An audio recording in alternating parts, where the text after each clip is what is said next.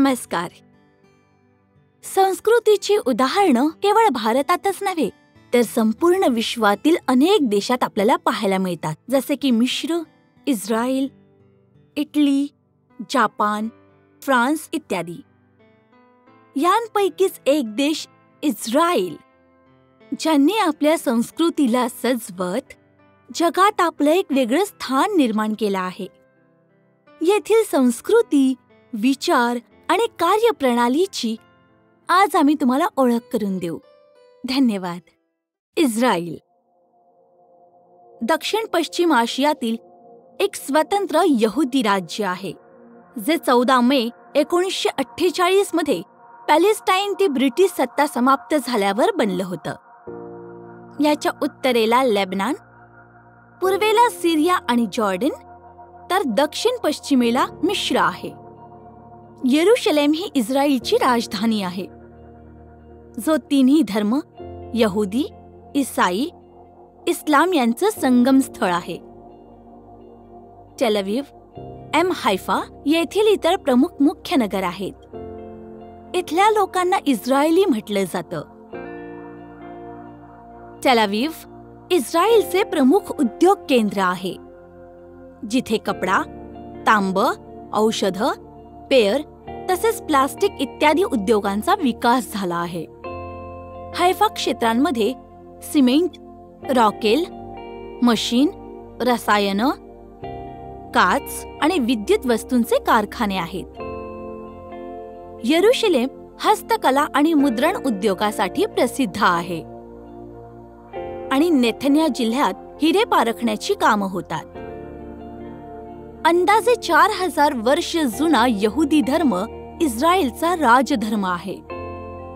यहुदी असे मानतात की प्रभू एक आहे. या धर्मात मूर्तीपूजन म्हणजे पाप मानले जाते.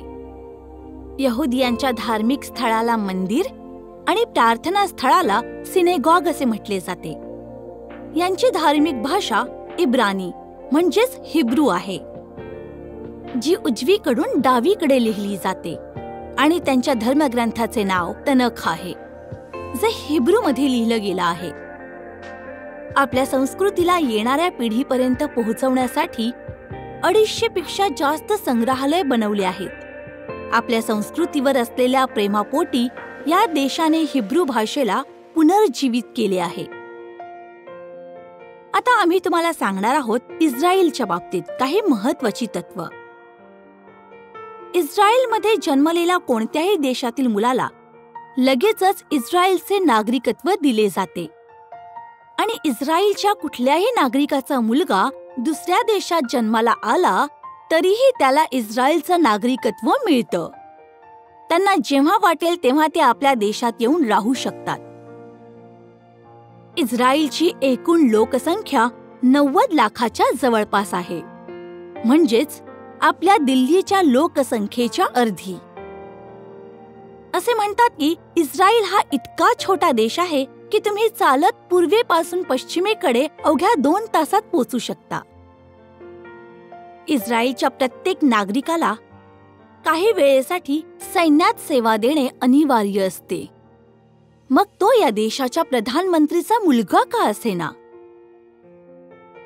इस्रायल हा जगातला असा एकमात्र देश आहे जिथे महिलांना अनिवार्यपणे सैन्यात काम करणे गरजेचे आहे. 85 लाख एवढी लोकसंख्या असलेल्या या देशात 30 लाख सैनिक, जितके पुरुष सैन्यात आहेत तितक्याच महिला सुद्धा आहेत. 30 लाखांच्या या सेनेत जवळजवळ 15 लाख पुरुष आणि महिला सुद्धा आहेत. इथे बऱ्याचदा महिला हातात मोठमोठ्या बंदुका घेऊन फिरताना दिसतात.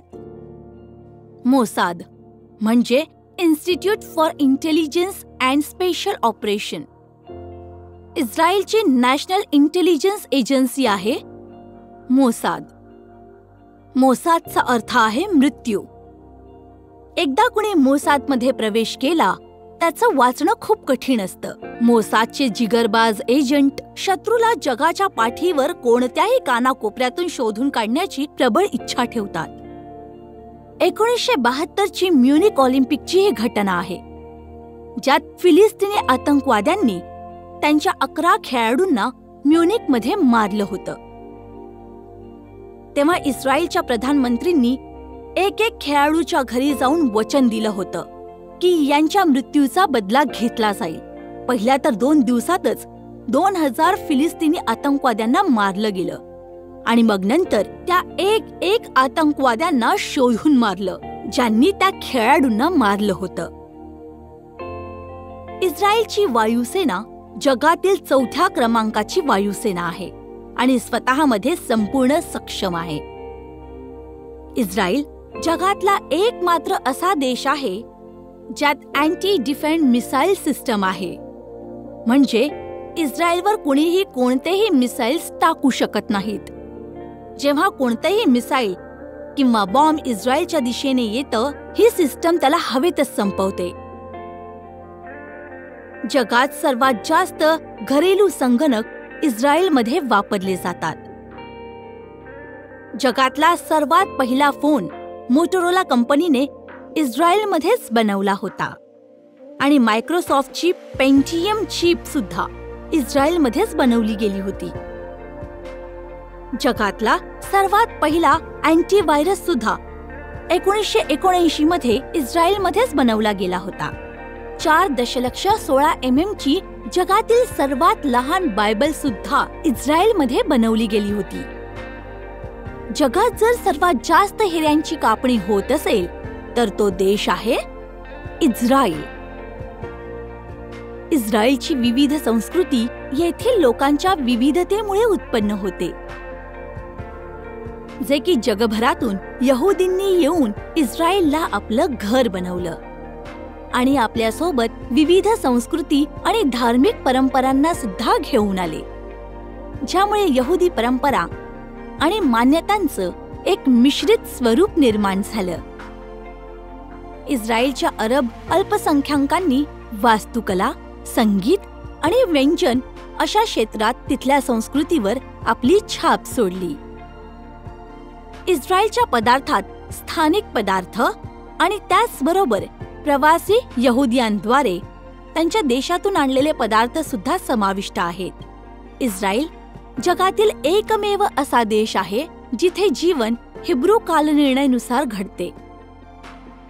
कामाच्या आणि शाळेच्या रजा यहुदी रजेद्वारा असतात आणि आठवड्याचा शब्बात दिवस हा शनिवारी असतो, कारण त्या दिवशी यहुदी लोक प्रार्थना करत असतात. इस्रायलवर इतके हमले झाले, बऱ्याच लढाया सुद्धा लढाव्या लागल्या. कुणी दुसरा देश असता तर तो संपला असता, पण इस्रायलच्या नागरिकांनी आपली संस्कृती आणि देशाची रक्षा करत जगात एक वेगळंच ध्येय स्थापित केलं. इतके शत्रू असून सुद्धा इस्रायलला एक सुरक्षित देश मानलं जातं.